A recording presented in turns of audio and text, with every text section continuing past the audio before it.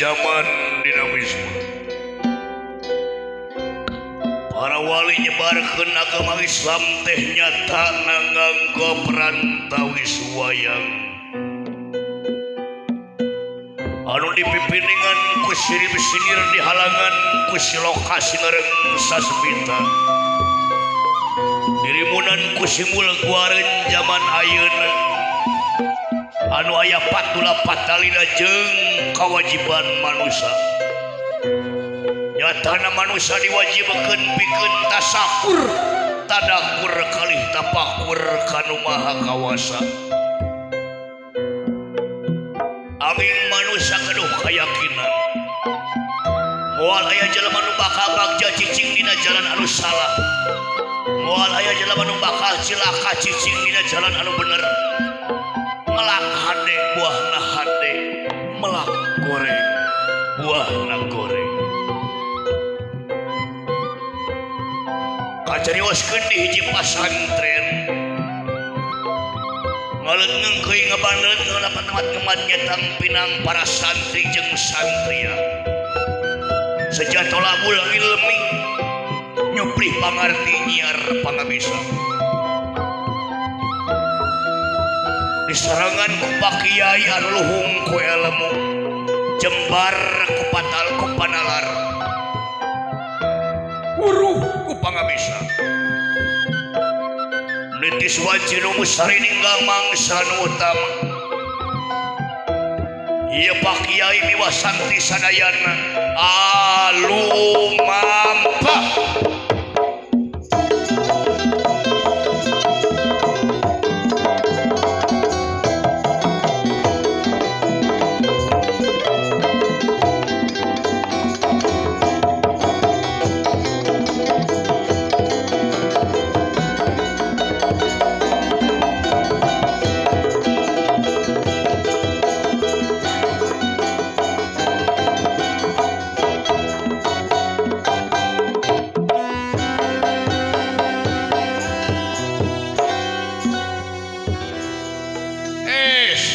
Santri Pak Ustad.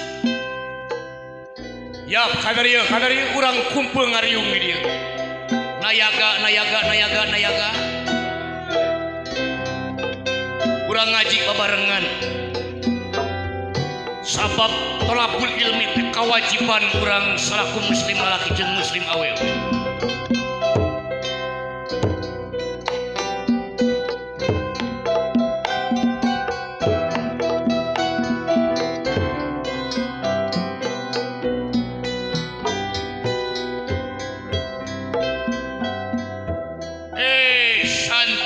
Santria araraya dina wengi ayeuna seja siar agama ngamumule kana budaya. Agama Islam, agama damai urang siarkeun. Budaya urang, budaya anu aya di tatar Pasundan urang angkat. Sabab naon kanca? Martabat hiji bangsa bisa diukur ku budayana. Lamun budayana rusak maka awut-awutan bangsa. Duh. Tapi pepeujeut ti Pak Ustad. Dina neangan ilmu kade akhlak urang. Temungkeun DP hanap asor deudeuhan asihan daek nulung kanu butuh, daek nalang kanu susah, ngajait kanu titeulem ngahudangkeun kanu labuh, mere kanu daek nyaangan kanu poekeun. Urang pilahir babarengan sifat Nabi sifat Rasul. Di antawisna sidik hartina jujur, tabligh artinya menyampaikan amanah bisa dipercaya patona cerdas.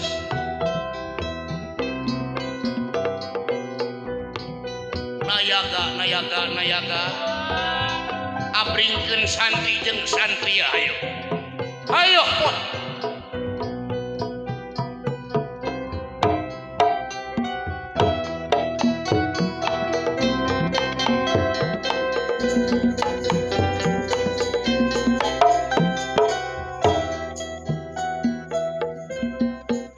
dawala urang ngaji dawala kewajiban urang haneut-haneutkeun madrasah dawala siap pangati payun kakakku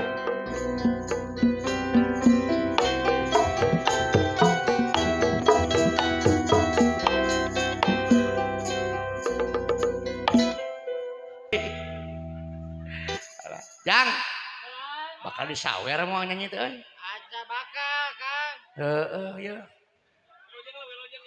ngaturkeun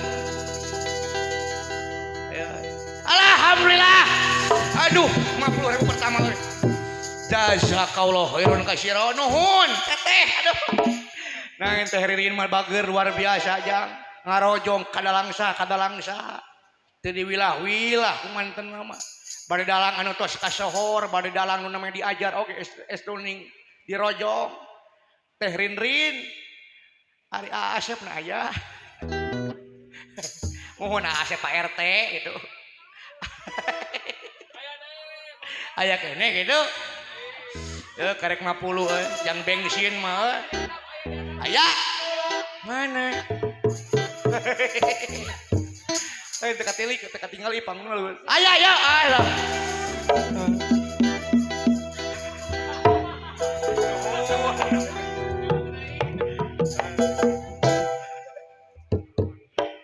aduh hatur nuhun aduh ngantai aduh jazakallah khairan katsira apa kurang aduh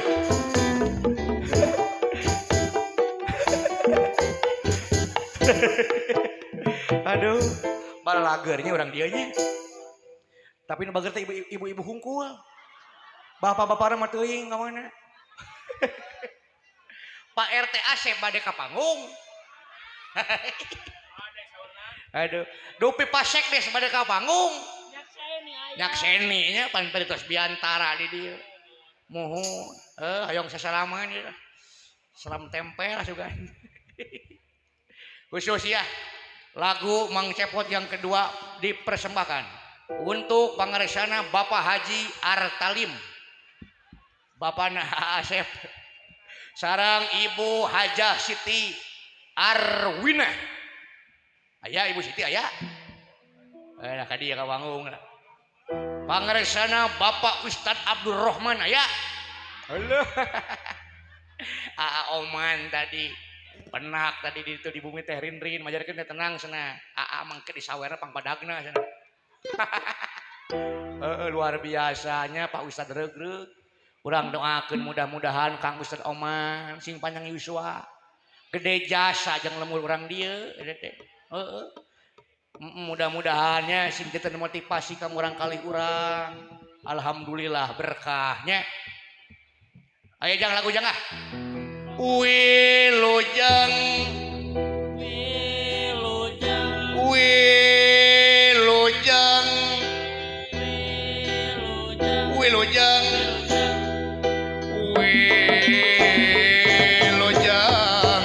Wilujeng pertemuan sing penakar rahayuan Wilujeng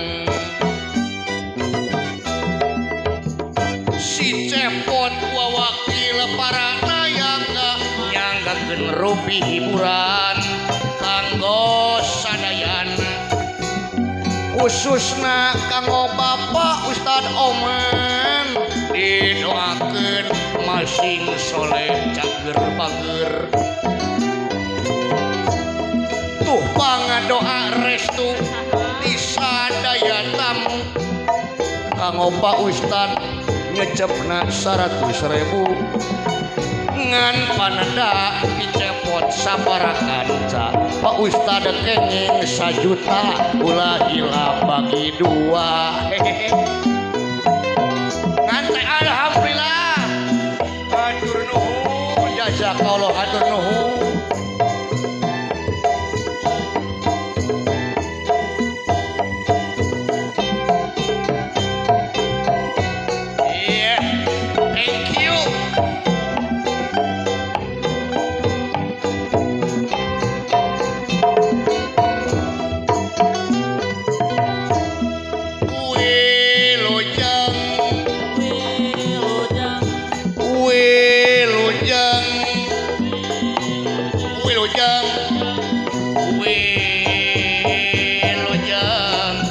wilujeng pertemuan sing penakara ayuan wilujeng kanggo sadayana khususna kanggo bapak kali ibu didoakeun masing soleh cager bager atur nuhun Pak Ustad.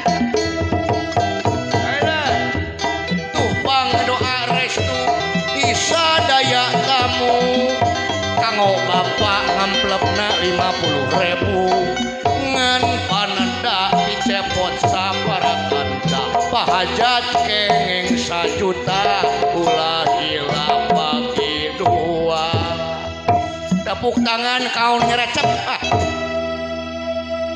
hatur nuhun kana kasayanana mahi jang bensin sigana salah ieu da anu ngontekna teh ieu teh Neng Ririn jadi era rek ngahargakeun teh mata ditawarkeun we harga ngahiras ieu mah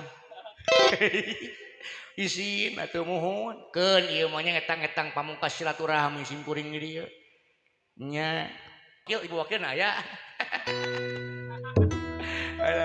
dawala ieu dawala Huha huha.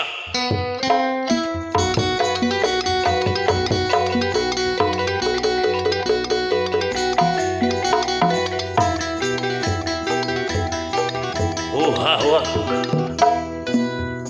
Meang rezeki anu halal rupa-rupa pagawean najana kuring eleh modal dibarengan jeung ikhtiar tibatan mabok-mabokan masa depan can karuhan mending oge ka Jakarta dagang asongan duit leutik dikumpulkeun ngagedean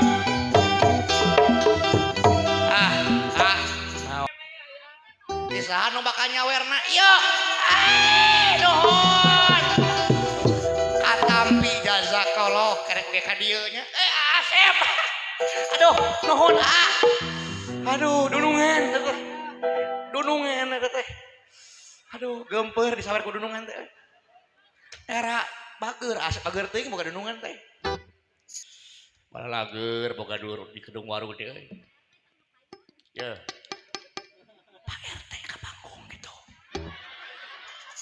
kancangan lamun teu ka panggung rek tutup lawang si kotaka oh lamun teu ka panggung rek ngeusan ngawayangna tanggung jawab kuring mah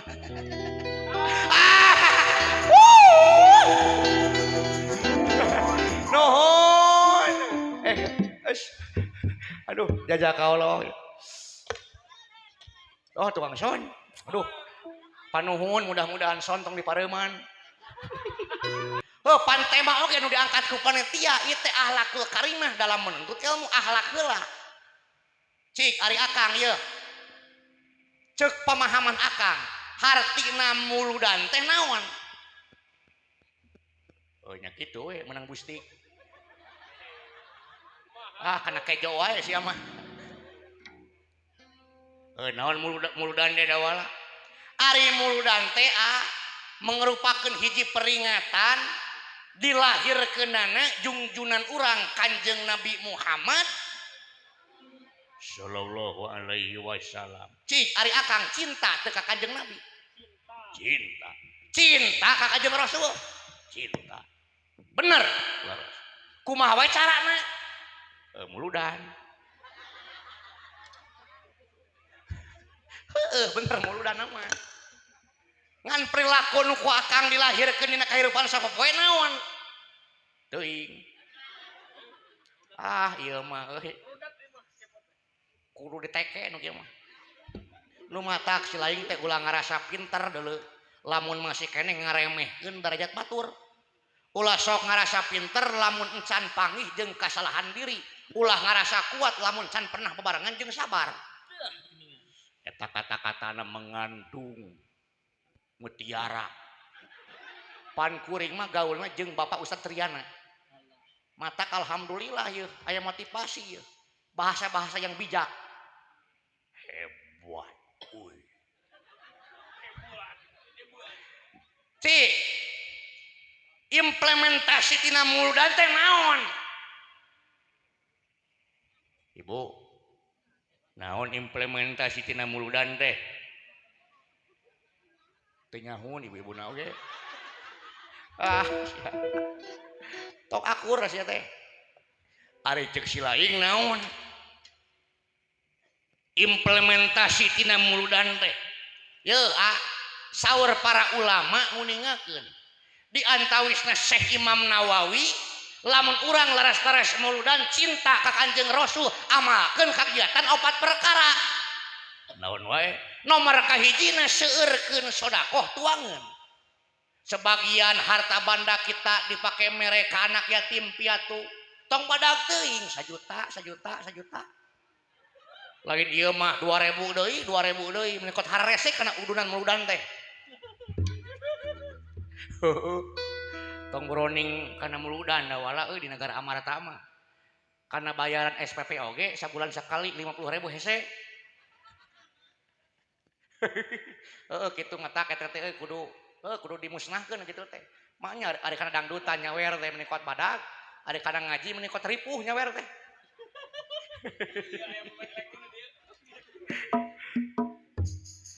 tah itu lamun urang bener-bener teu mampu harta urang banda urang ukur sakitu-kituna liuk eueuh ragap taya tong boro jang tuang isuk oge teuing tapi urang cinta ka Kanjeng Rasul hoyong muludan maka nomor kadua na tiasa ku ngalangkungan seueurkeun ngaos Al-Qur'an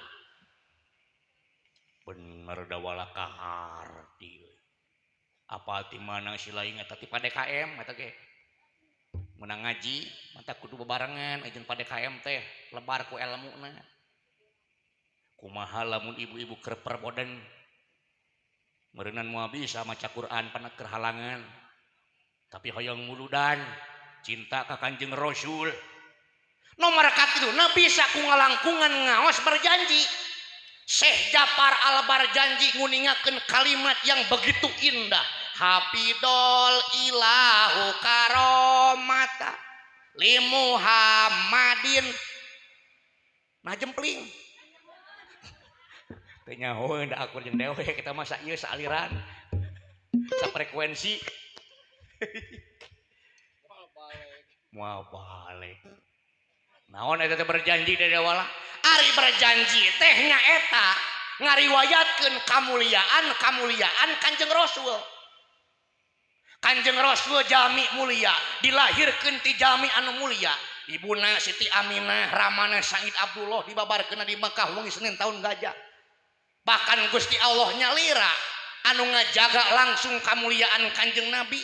Malahan macet berita aya negara deungeun anu nyieun film tentang Kanjeng Rasul tapi eusina ngaruksak jeung ngarendahkeun derajat Kanjeng Rasul tapi teu berhasil pan. Sabab naon? Gusti Allah nu langsung ngajaga kamuliaanana. Hebat euy.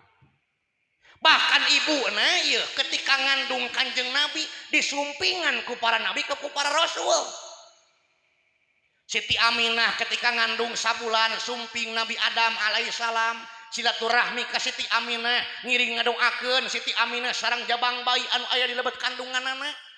Hamil 2 bulan sumping Nabi Sis alaihissalam, hamil 3 bulan sumping Nabi Nuh alaihissalam, hamil 4 bulan sumping Nabi Idris alaihissalam, hamil 5 bulan sumping Nabi Daud alaihissalam, hamil 6 bulan sumping Nabi Ibrahim alaihissalam, hamil 7 bulan sumping Nabi Ismail alaihissalam, hamil 8 bulan sumping Nabi Musa alaihissalam, hamil 8 bulan sumping Nabi Isa alaihissalam. Silaturahmi ka Siti Aminah ngiring ngadoakeun Siti Aminah sareng jabang bayi anu aya di lebet patuanganana. Begitu gubrak Kanjeng Rasul ka alam dunya wengi Senin tahun gajah.